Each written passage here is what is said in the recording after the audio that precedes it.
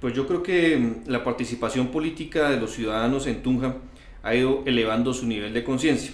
Por lo siguiente, estamos muy acostumbrados a que cualquier cosa o política que el gobierno nacional, departamental, municipal saquen en contra de los intereses de los ciudadanos muchas veces pasan de agache y no decimos absolutamente nada. Pero tal vez de unos 6 7 años para acá, usted puede ver que la conciencia de la gente ha ido creciendo y se están mostrando sectores alternativos. O sea, la gente ya no está comiendo, digamos, entera. Está comenzando a digerir y diciendo que determinados temas no se los pasan, no se los traga. Por ejemplo, como muestra de eso son los resultados electorales. En Tunja, en Boyacá, los movimientos y partidos alternativos que no han sido gobierno hasta el momento, o sea, no han sido parte de los que han gobernado durante los 200 años, ni son hijos de esos, han tenido los últimos 6 7 años para acá una votación demasiado interesante, en Boyacá y principalmente en Tunja. Por ejemplo, en el tema del plebiscito, recordemos que en la capital del departamento de Boyacá, acá en Tunja, ganó el sí. Y pues para no ir más lejos, el día de ayer en las elecciones de la consulta anticorrupción, Tunja fue la ciudad más votada. Entonces yo creo que poco a poco se ha ido incrementando el nivel de participación política de manera coherente y acertada. Porque si antes había una minúscula participación, creería yo que no era la acertada. Ahora, ¿qué hace falta? Hace falta muchísimo. Hay todavía un sector grande de abstencionismo que no permite decidir. Eso no es un efecto solo de Tunja, sino del país en general. Y por supuesto que digamos a las personas que algún liderazgo decimos tener y las personas que alguna participación hoy tienen en política, les corresponde llegar a esos sectores que hoy están en el abstencionismo o incluso pensando diferente para cautivarlos y explicarles por qué las cosas tienen que cambiar. Pero en general creo que hay una evolución. Lo siguiente, tal vez de las revoluciones en la historia muchas veces han sido por el tema de impuestos. Entonces muchas veces el rey mandaba a su cobrador de impuestos a que le recaudara a las buenas o a las malas. Si no llegaba con un buen recaudo, entonces ¡pum!, le quitaban la cabeza. Acá digamos, aunque no se ha llegado a los extremos de violencia, eso ya ha pasado, hay ejemplos que pueden mantenerse a lo largo de la historia.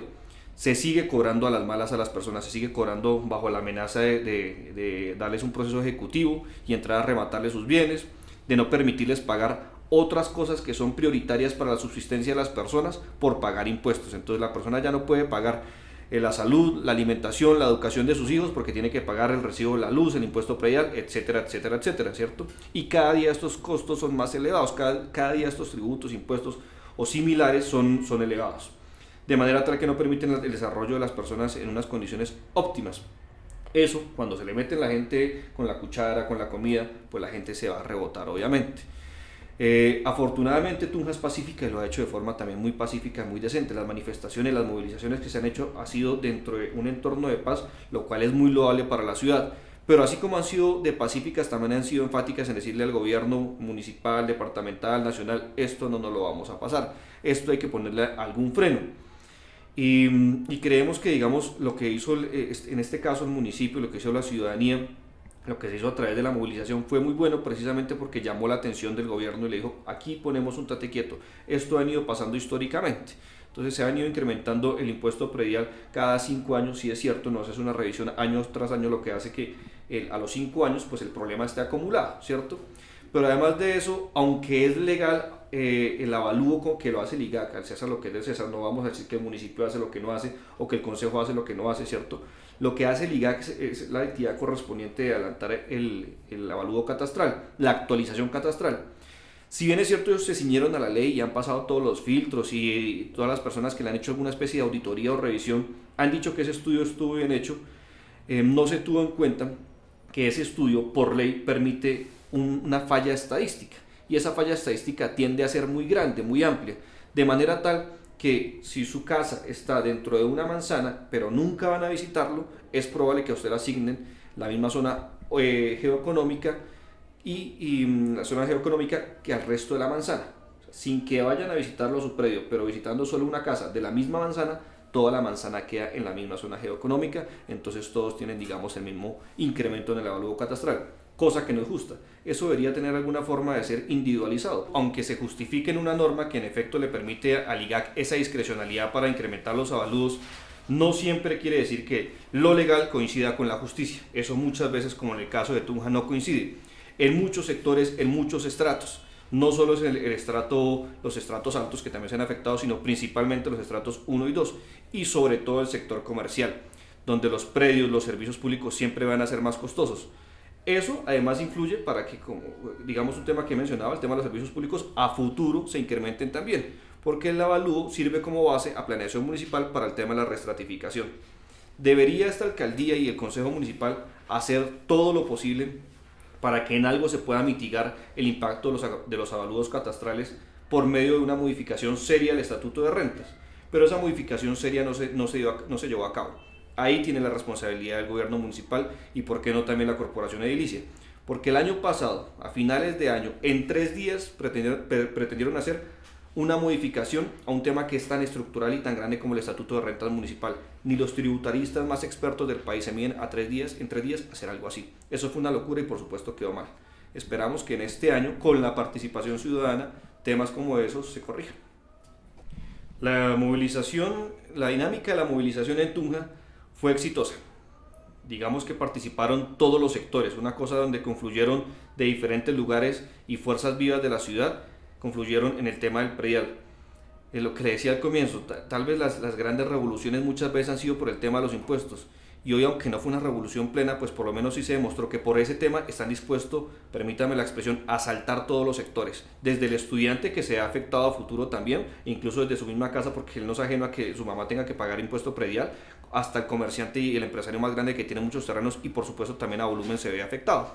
Todos los sectores confluyeron y eso, digamos, fue bueno porque motivaron a sus trabajadores, a sus hermanos, a sus familiares a salir a manifestarse. Eso en un sentido fue muy positivo y más cuando se desarrolla de manera pacífica. En todas las zonas, casi que en todos los barrios, hubo alguna manifestación y hubo diferentes concentraciones. Entonces inicialmente se hizo algunas motivaciones con un paro que se inició en febrero, un cacerolazo que se hizo en el mes de febrero, otro que se hizo en el mes de marzo y se hicieron, como digamos, sondeos con la comunidad. La gente está dispuesta a salir porque, digamos, que en mi concepto personal las movilizaciones no pueden ser ideas personales, debe corresponder al sentimiento general de una población. Si la gente en su generalidad no quiere salir, pues uno como, comillas, un representante no puede obligarlos y hacer una manifestación de 3, 4, 5 personas.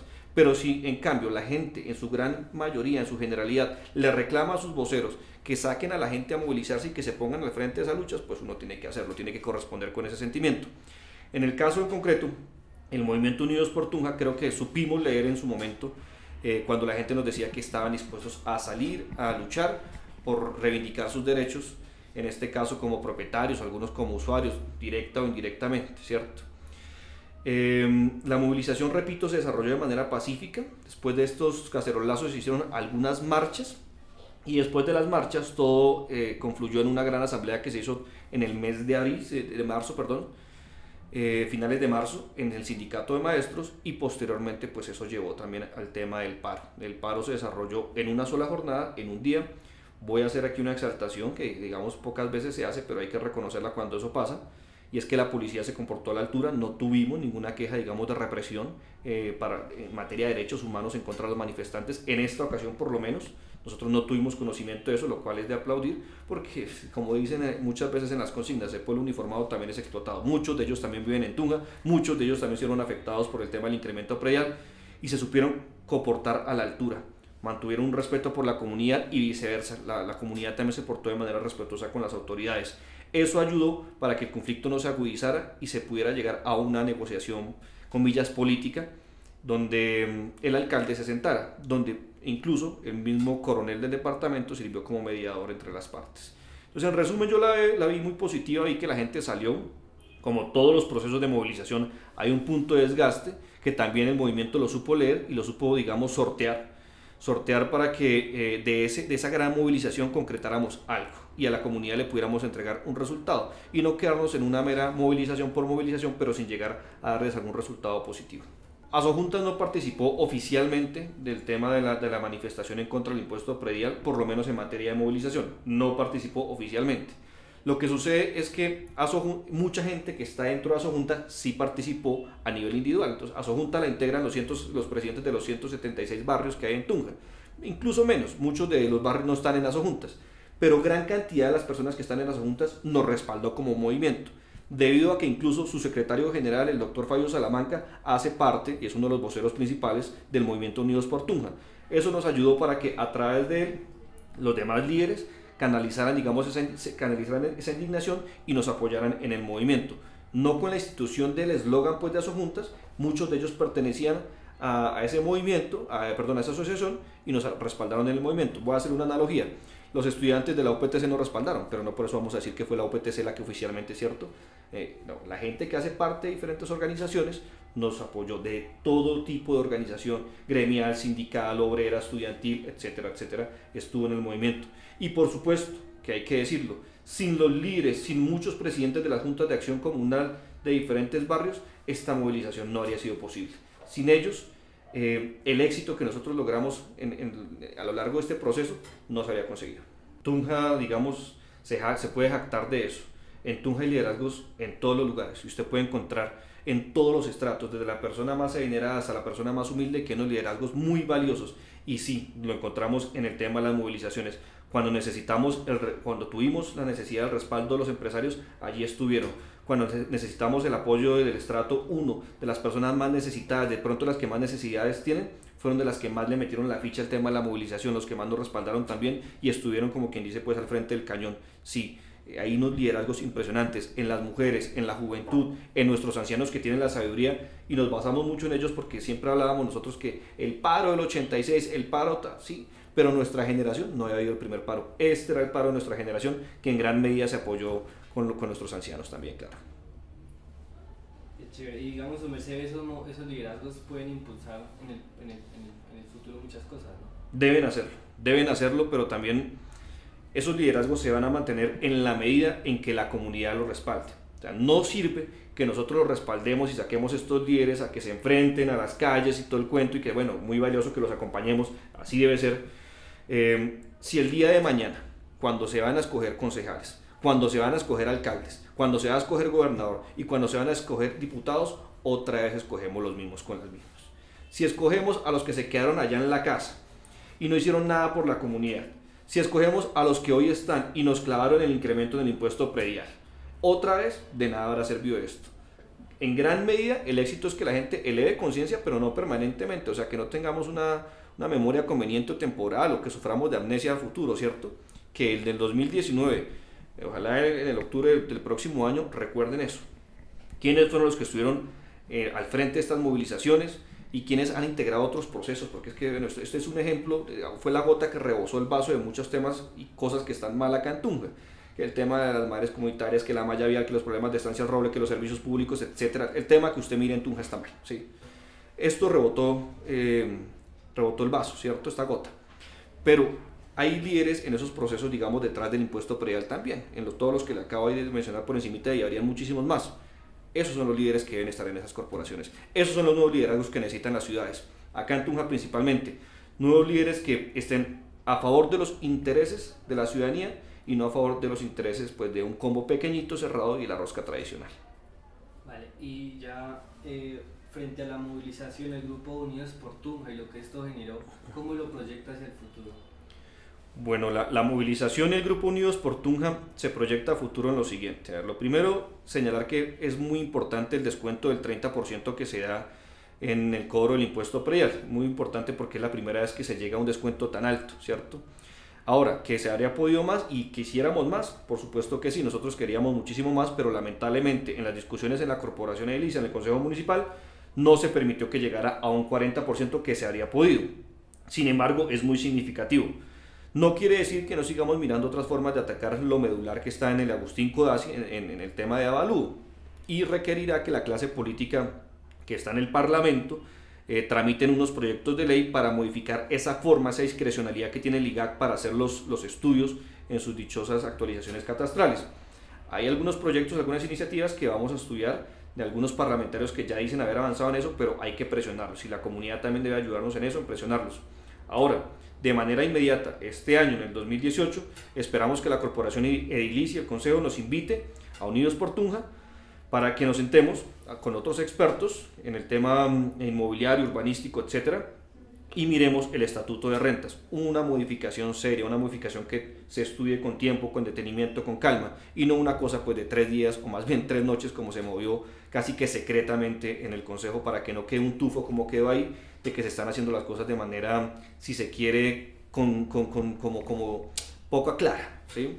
Entonces eso a mediano plazo, pero más allá de eso, nosotros hace 15 días radicamos en la personería una solicitud para constituirnos como veeduría. Hemos allegado todos los requisitos de ley para constituirnos como veeduría, y la idea es que comencemos a trabajar diferentes problemáticas. Vamos primero que todo en esto que fue lo que nos unió, principalmente el tema del impuesto predial, y ya abordaremos pues otras problemáticas que tiene la ciudad, precisamente para mirar qué tanto el plan de desarrollo se ha cumplido y qué tanto no. ¿Quieres descansar un poquito? ¿No? ¿Estás bien? Sí. Listo.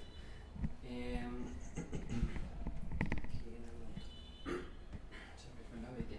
Bueno, digamos que ya, si de esa parte...